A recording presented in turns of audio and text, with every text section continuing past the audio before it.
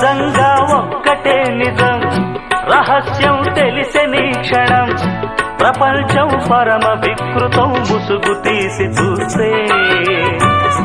అసత్యం సహజ సుందరం, అనంతం దాని వైభవం, అబద్ధం కరిగిపోయే నా బ్రతుకు సాగరంతే.